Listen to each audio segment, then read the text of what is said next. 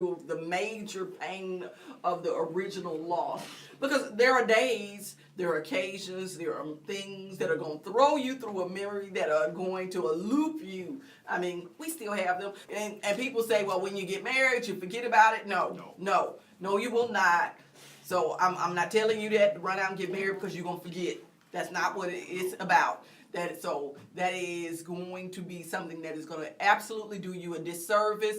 But the point is, yeah, you're going to do a disservice to you and to the other person if the idea is that you just totally say, I'm going to wipe it out my mind and I'm not going to ever remember this person. Because you all have something together, whether you have children or not, you have memories, you have years, you have things that you have done, places that you go, people that you see, that you go around. Even if you try to erase it, somebody's going to say something that triggers your mind. So the thing is, the getting through is so when you get to a point, you don't just totally break down when somebody mentions a name or where a particular day come up. You can actually have it in your mind and you can say, if they become good memories, they don't become hard memories. Yeah, because I know you want something in there. No, it's the very important thing that we did. We went to our homecoming down. The homecoming celebration, Yes.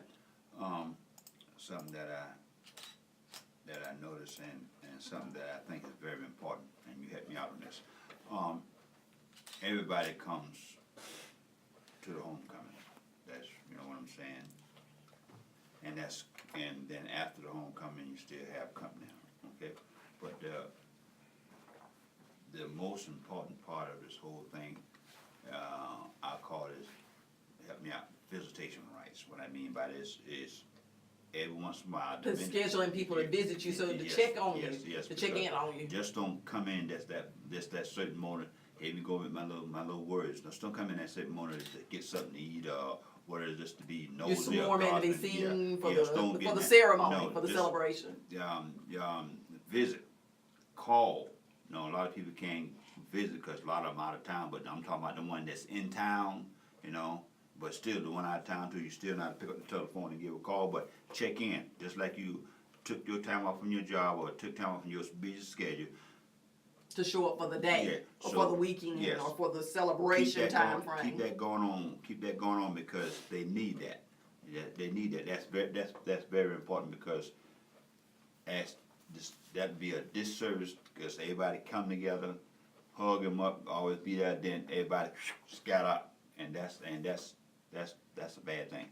Because nobody don't want to come by and see him no more. When nobody wants to hear about it. I'm tired of hearing you talk about that. Or the thing is, they're not talking about it. They tired of hearing you talk about it. Like we said, there's a place, there's a time to understand.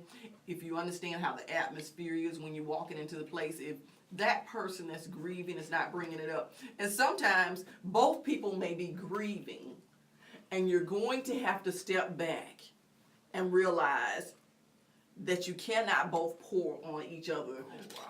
Yes. You can't just pour each other's hurt because otherwise neither person is allowed to let go.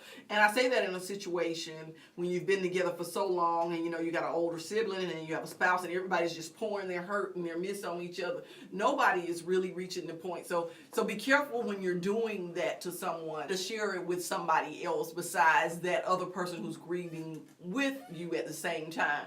When you got a big family and there's a lot of people grieving, a lot of people are missing, everybody's going to grieve differently. But as we talk about, give everybody their space to be able to do it. And really, and it's so very important is to really show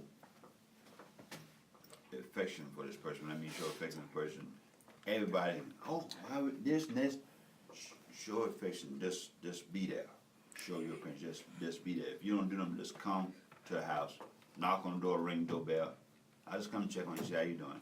You know, ain't got to be on this conversation. Just the parents, you know, the visitation, and that helps out a lot. And sometimes the person who's lost is going to have to be open too. Yes. You're going to have to make a phone call and say, hey, I need some company. Hey, I want to talk to somebody. There We can't always put the burden on somebody else. And I think a lot of times in our society, instead of calling somebody, we want to complain about somebody who didn't come see us or who didn't make a phone call. And I know we're the person who's going through, but sometimes you're going to have to cry out for that help to let somebody know that you need it. Because if you've already told them, I'm good, I'm strong, I don't want you here, then you've kind of put up a wall. So kind of bring the wall down. And I say it especially for men. because it's hard sometimes for people to gauge the emotions and the feeling of men. Y'all might talk to each other, but then if the sister come over and she wants to talk to you about it, you really don't know how to. So you got to understand, everybody might be helping in a different way. But, yes, but you still, I love, you talk about this other day. I know we talk about that. I'm a good body language, I read body language, and a lot of time, and people say certain things, watch the body language, the reaction, then you can go from there. Because a lot of people just use that for a defensive mechanism. I'm good, I'm all right, or they might shout at you for a second.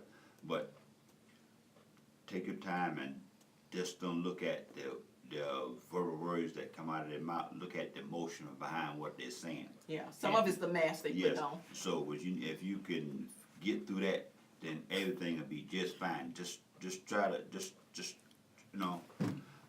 Try to do your best you can to Yes. have an open door, not put up walls, but then also for the people on the outside that are listening in who have not lost, make sure that you can be a good listening ear, not be opinionated, not be too pushy, not have them try to go according to your timeline. We all got to work in this live together and being gracious to each other.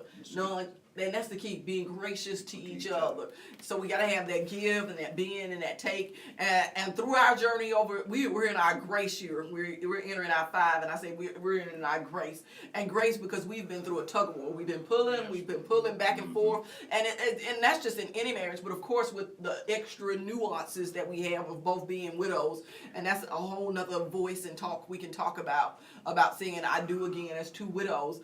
But the thing is, I know we winding down, and I know he got a lot of deep breaths that he having over here. I'm gonna let him close us out with his final word, No, I and wanna plus say- his loving song I got on the end for. Yeah, I just want to say this, this is, I'm just saying miracle culture because like you state all the time, and this is a very good topic you on, and we're gonna keep this going because this is so very important because our culture is built so much on catering to the person that's been deceased, Yeah. and Yeah, we have that big ceremony. We spend all this money to put them in the ground, but where is the services and the support for the people that are left behind? Yes. And so we're here. We're here to pour back into that community of people because we've been through that, people. And I don't want to just throw you back into a label. You got to be single or you got to get remarried again. No. It is okay to stay right here. Mhm. And we're going to be right here with you. We're going to be right here with you. We're going to be here with you through. We're going to let you scream. We're going to let you holler. We're Yes. going to let you cry. We're going to, That's very important because that's screaming good for me. slamming a few doors, getting a little upset. So we're going to go through that process together to reach a place where we can all just choose to live. That's the whole concept of this Widow's Voice. I want you all to help you all get through. I want you all to choose to live. And this final song of the evening, this is like the song earlier, Didn't Know My Own Strength, with Whitney Houston, was a song that helped me. This is the song that helped him. And I want everybody to find people talk about clothesline scriptures.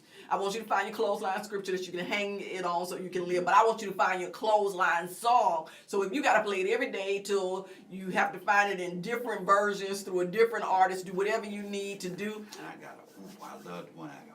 I know, never would have made it. That's what we get ready to do. So if y'all glad it's commercial time because y'all won't get to hear him, see him do his acts when this song come on. But I am so glad you all joined us again on another Tuesday. So keep in touch, join us back here. And I always like to say, beat me here on Tuesday evening so y'all can hear the music, the groove right into the evening. Thank you all for joining here on 108 Praise. That's the thing, Praise Radio for another evening. Join us here. We're 24 hours, so stay connected. Stay connected. Night night. Love you guys. We are. I've been taking pictures forever. Oh my bad. Pew, pew. Okay. I've been taking pictures forever.